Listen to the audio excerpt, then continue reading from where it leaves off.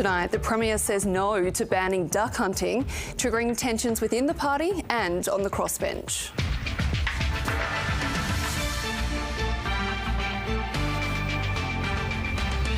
Also tonight, a court hears how Melbourne killer Rollason stalked his victim before murdering her.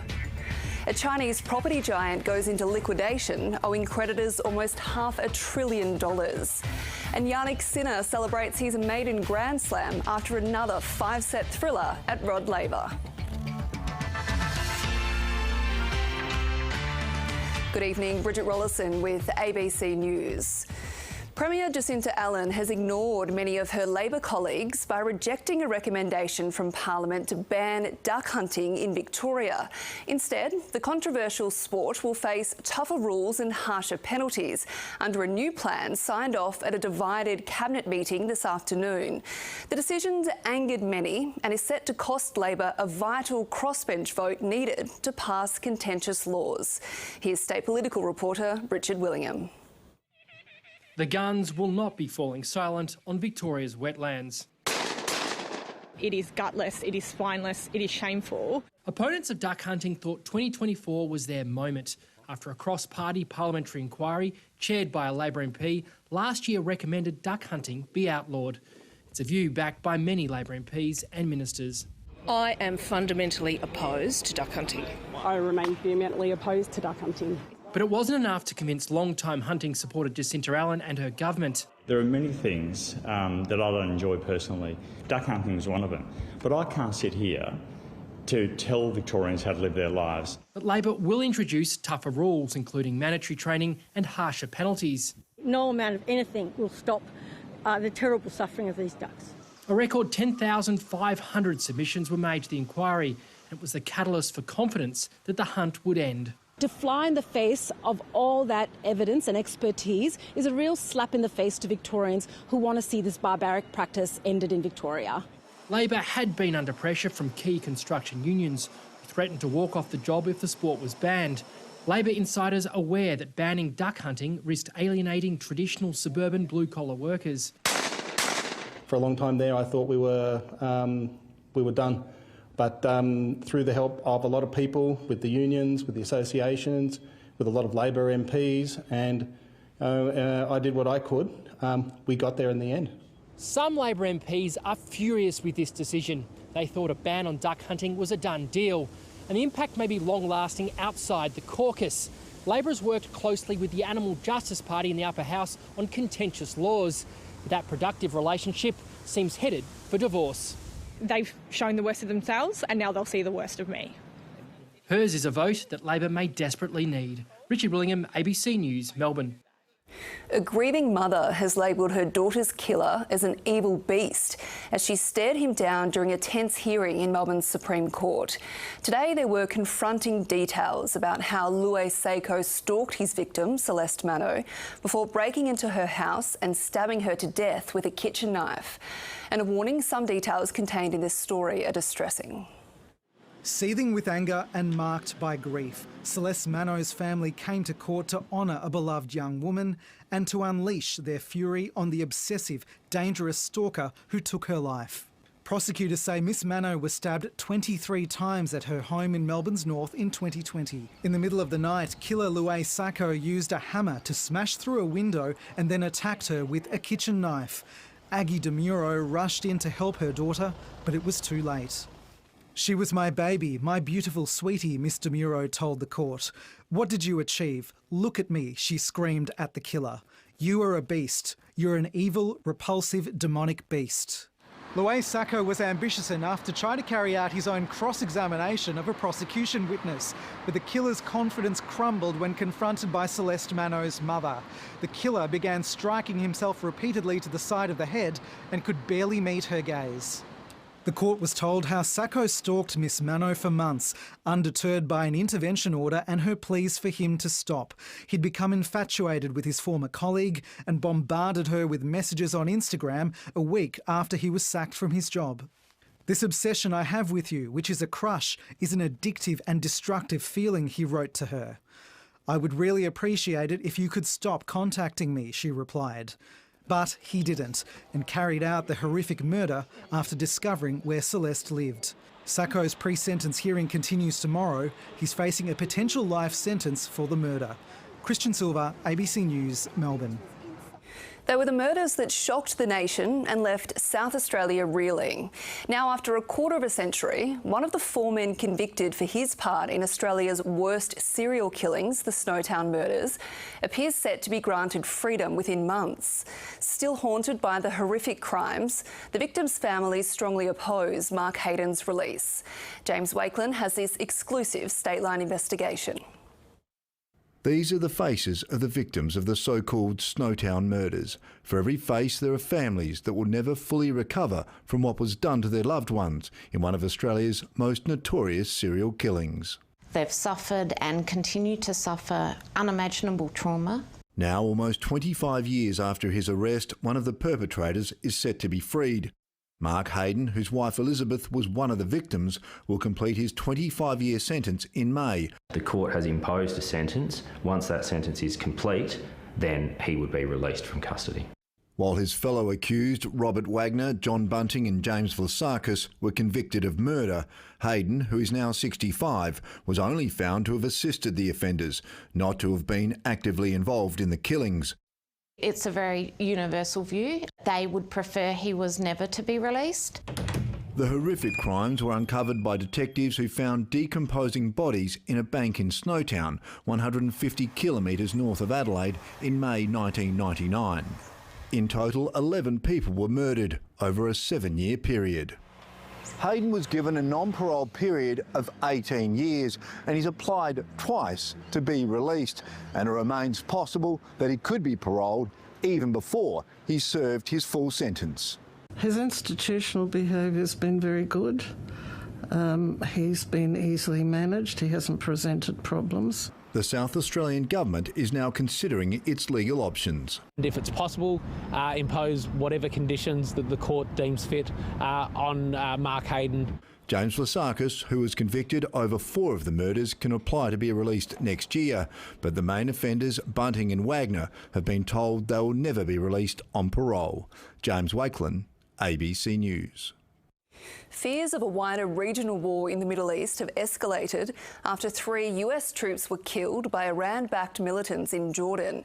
It's the first time US military personnel have been killed by hostile fire since the Israel-Hamas war erupted. President Joe Biden has vowed to respond, but he's facing intensifying pressure to confront Iran directly. From the bridge of a British warship, an attack drone fired by Iran-backed Houthis is shot down over the Red Sea. American military bases have also come under fire in Syria, Iraq and now Jordan.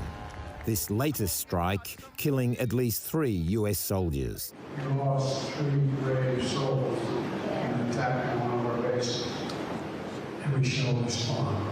The drone strike hit this US military outpost in Jordan, known as Tower 22, as troops were sleeping. At least 30 others were injured. It's in a strategically important location, at the most northeastern point where Jordan's borders meet Syria and Iraq.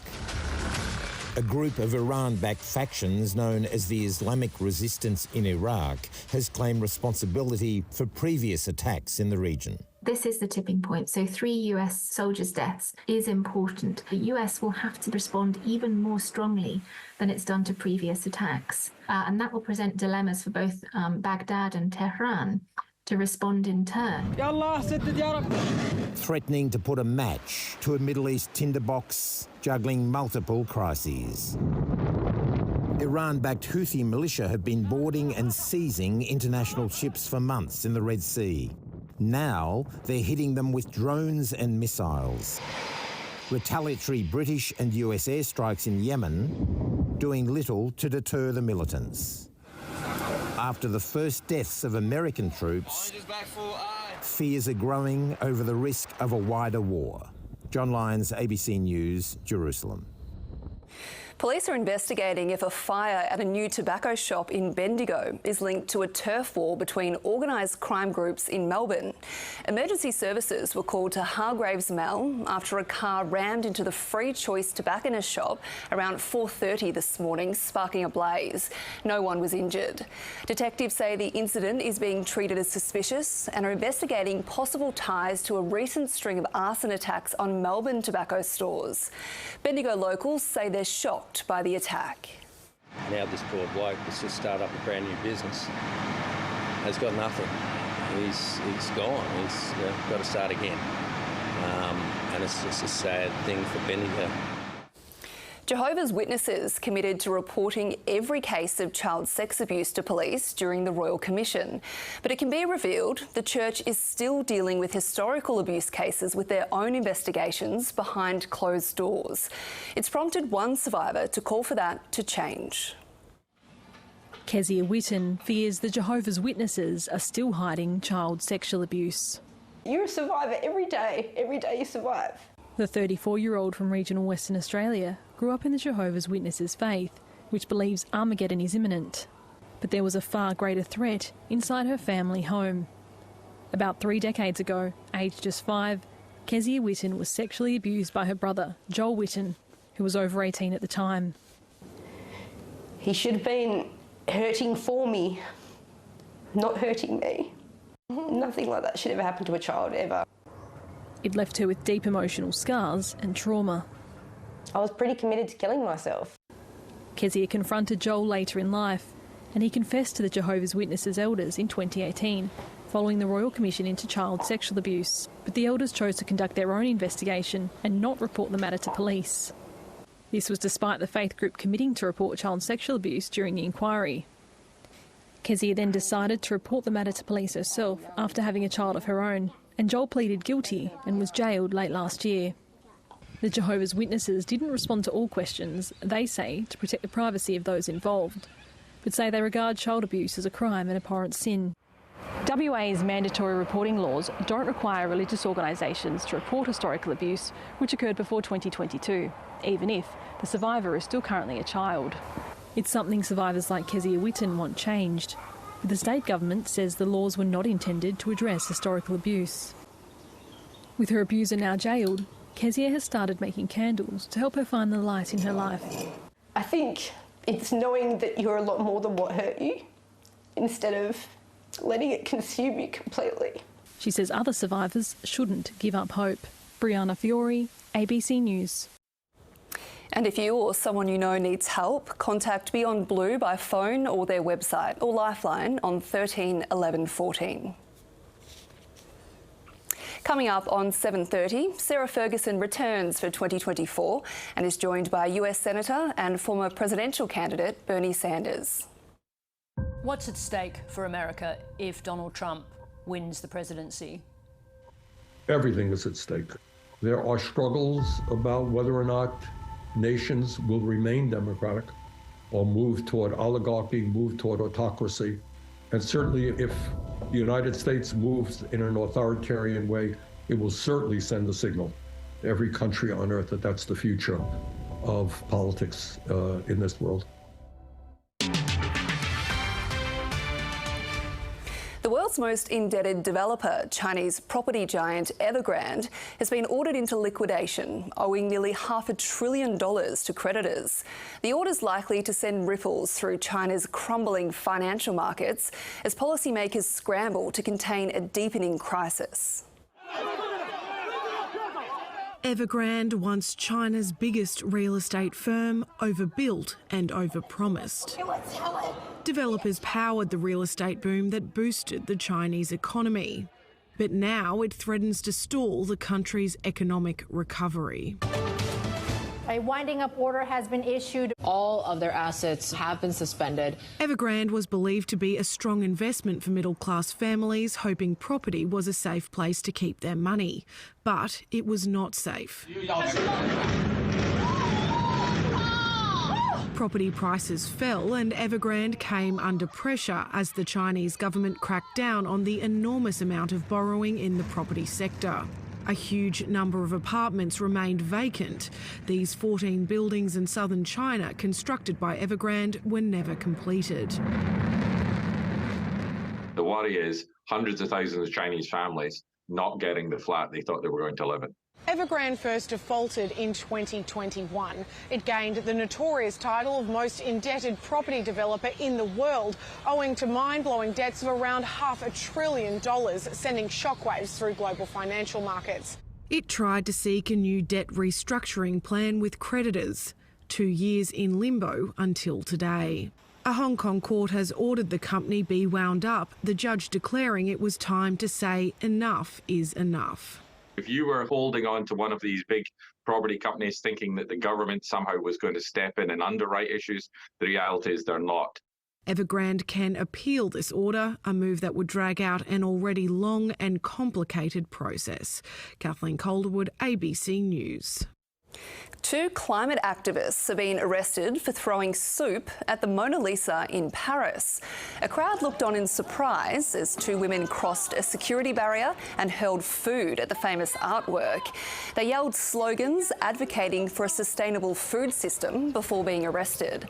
Bulletproof glass protects the Leonardo da Vinci painting, so it wasn't damaged. The battle to dominate Australia's clean energy transition is being fought by billionaires backing electrification or hydrogen. But many hydrogen projects are under pressure, and the price to make EV batteries has plunged. In car manufacturing, Toyota is betting big on hydrogen, which critics say isn't paying off. We're looking out for signs of crime with security guard and company owner Grant Burton. So doing a general patrol today, just checking our fence line, looking. His vehicle emits 0 emissions and it's not an EV. Instead, it's powered by hydrogen. If we have to plug in and go down the lines of recharging a car, we're looking at 8 hours off the road. Welcome back. Grant staff take their vehicles down to this refuelling station owned by Japanese car maker Toyota. So obviously today you're only doing a half a refuel, so maybe won't be 5 minutes. The hydrogen comes out as a sub-zero gas that's made here on site using solar as well as power from the grid and water. Just like an EV, there is no tailpipe on this car. Toyota says that all that's emitted is water vapour, which comes out somewhere under here, and apparently is so clean you could water the garden with it. But finding a station is difficult. The refuelling infrastructure is limited. It's growing, but it's limited. Just 6 hydrogen cars were sold in Australia last year compared to 87,000 EVs.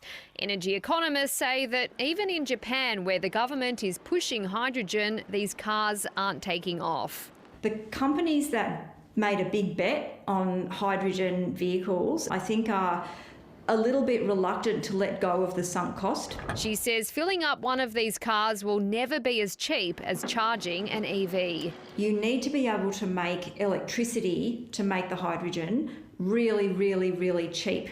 And the thing is that when electricity gets really cheap, it becomes even cheaper to run your electric car. Which could mean that hydrogen cars remain in the slow lane. Amelia Terzon, ABC News. The Reserve Bank will be announcing a decision on whether to lift interest rates again in just over a week. It's the bank's method of bringing down inflation, which means the 1/3 of Australians who have a mortgage have been doing the heavy lifting when it comes to taming the economy. It's led many Australians to ask questions about how fair the current system is. Daniel Wigg and his partner bought their home last year, days before the first interest rate rise. They're now paying an extra $1,700 a month on their mortgage. It's a huge difference, and that's a big hole of, money that we don't really have. The 50-year-old is now working 3 nights a week at a bar on top of his full-time job to make ends meet. Very fatigued. And I'm not getting any younger, so that's not getting any easier. Daniel is one of the 37% of Australians with a mortgage. As interest rates on mortgages and business loans rise, in theory, consumer spending goes down, which makes it harder for businesses to put prices up, which brings down inflation. If we're supposed to carry the burden of this inflation, it should just be more equally distributed. In the 1950s and 60s, increasing income tax was used to deal with higher inflation. No government would do that these days. Under current arrangements, it's much more easy for politicians to say to people who are complaining about higher interest rates, oh, that's the decision of the Independent Reserve Bank. It's got nothing to do with us.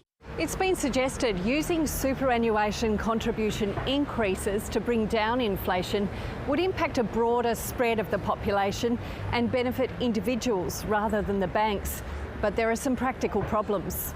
It would require legislation, which wouldn't necessarily get through the Parliament, and that means that it would be a much slower response to rising inflation than changing interest rates, which can be done more or less overnight. And the evidence shows, however painful, raising interest rates works to bring down inflation, meaning for now, mortgage holders like Daniel will have to continue to put in the extra hours to keep the economy in check. Fiona Blackwood, ABC News. To finance now, and the local share market's winning streak continued today with the 6th rise in a row. Here's Alan Kohler.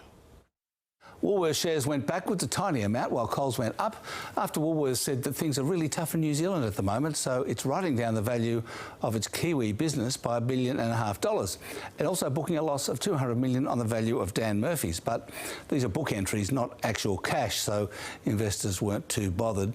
Apart from that, banks went up, miners went down, and the All Ordinaries had its 6th consecutive rise. Oh, and the Australian green cement technology business, Calix, acquired some cement shoes after reporting that it has to relocate a low-carbon cement project in Germany from Hanover to somewhere else. They're not sure where yet. The Shanghai stock market was untroubled by the liquidation of the Evergrande Group, which was well anticipated. It has collapsed, owing more than $500 billion, so its debts are larger than the market value of the entire Australian banking system. The debts are obvious and the creditors numerous, but the liquidators might have some trouble finding and seizing the assets. On commodity markets, oil and iron ore went up, copper and gold went down, and the Australian dollar edged a little higher, still under 66 US cents. Now, the nation's economists are starting to produce their reports on last week's Stage 3 tax announcement. Here's a chart from CBA showing the tax-to-income ratio overall for the whole country. Huge rise from bracket creep since 2008. Bit of a fall in 2018 with stages 1 and 2 of the Morrison government reforms, and then another big rise and a bit of a fall from stage 3, Mark 2. Net change overall lately, not much. And that's finance. In tennis, newly crowned Australian Open men's champion Jannik Sinner is still absorbing his maiden Grand Slam win after a sleepless night of celebration. Sinner last night staged an astonishing fight back from 2 sets down to beat Daniil Medvedev in 5 thrilling sets. In doing so, the 22-year-old became the first Italian man to win at Melbourne Park in a result that signals a new era in men's tennis.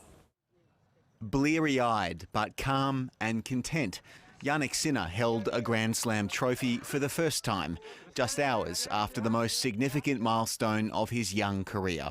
I didn't sleep much, but it's, great emotions, slowly realizing what I've done. It's a great achievement for me and my team.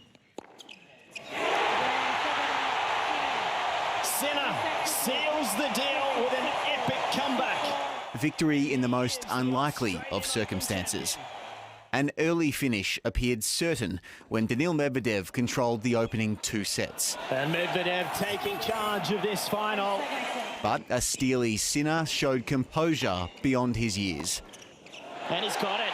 He's back in this match. What an effort. He won the next 2 sets, and as fatigue set in for the Russian, Sinner seized the moment, bringing the crowd to their feet, including superfans the Karate Boys. Sinner's maiden major is another step for the next generation in men's tennis, although the 22-year-old is not thinking about Novak Djokovic's record just yet.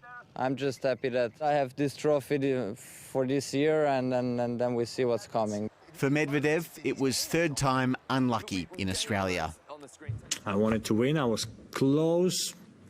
Was I really close or not? Tough to say, but was not far. After another tournament featuring late-night finishes, organisers are searching for ways to shorten matches. They've proposed to eliminate lets. The extra time that it took over these 2 weeks of the event was over 15 hours. So it's significant. Tom Maddox, ABC News, Melbourne. The Socceroos have set up a blockbuster quarter-final clash at the Asian Cup against either Saudi Arabia or South Korea after they defeated Indonesia 4-0 last night. Australia again struggled early on, but was able to score from a deflected strike from Jackson Irvine. That lead was doubled before half-time when Martin Boyle got on the end of an excellent cross. Late goals from Craig Goodwin and defender Harry Suter added some gloss to the Socceroos' win ahead of what will be a tough quarter-final. It's a story that sounds like fiction. A group of friends start a local football team in England and rise to stratospheric heights. But as Elias Kluwer reports, the Dorking Wanderers are showing the world how it's done. 30 kilometres from the centre of London, a football fairy tale in the making. £5 a goal from now, paid Saturday. Oh, yes! This is Mark White and his unlikely, rough-around-the-edges success story, the Dorking Wanderers. Me and my mates, we were going to Premier League football and we got a bit bored of it and we just thought we'd start playing, have a fun side on a Saturday. It was just a social thing. We was in basically the equivalent of like Division 17. The affable Londoner working a 9-to-5 job started what's known as a park team. Social football, anyone can play. Dorking kept winning, being promoted to higher and higher leagues, right up to the semi-professional National Conference League. We've had 12 promotions, we've done really well. I've learned an awful lot as I've gone along. Despite having no experience in coaching, Mark's colourful management style has not only been successful, it's earned him a worldwide following. Dorking's behind-the-scenes TikTok has over 17 million likes. You must be bored. You must be bored. Whatever, mate. Not been a store or something. As Dorking grows into a formidable football force, Mark continues to own, run and coach the club. So Dorking's gone from playing on a park to a relatively impressive field, but its next step will be its biggest one yet, to the EFL, which is home to the biggest and richest clubs in England. We just want to keep driving forward and embracing people on our journey, you know? The Wanderers are daring to dream of one day reaching the Premier League. Elias Kluwer, ABC News, Dorking. And now with the weather, here's Paul Higgins. And Bridge, after the holidays are over, it must have really hurt to go back to work on such a beautiful day. But it won't be a wet week, but it will be a mild one in Melbourne at least. It stayed above 10 degrees across the state first thing today, down to 11 at Portland and Wonthaggi. Apart from a few patches of cloud along the southwest coast and these ones over the ranges, it's been a blue sky day statewide. It was mildest in the southwest, but north of there, Mildura, Oyen and Walpurgis all made it up to 38 degrees. A fresh sea breeze this afternoon restricted Melbourne City's high to 27.2 at 12:17 p.m, but it did make it to 31 degrees inland at Coldstream and also at Watsonia. And in the city now, it's back to 21.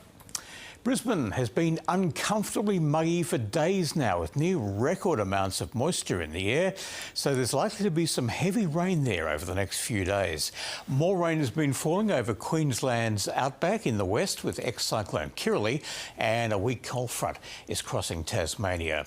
We are in for southerly winds from now until Sunday as that high stays out to our west, but those mild southerlies won't have very much effect on northern Victoria at all, with some warm days coming up. There will be very little rain across the state this week, but some heavy rain is forecast for southeast Queensland with thunderstorms tomorrow. Up to 90 millimetres in Brisbane, 50 on the Gold Coast, 110 on the Sunshine Coast. In Sydney, a shower or two. It'll be a hot one in Perth.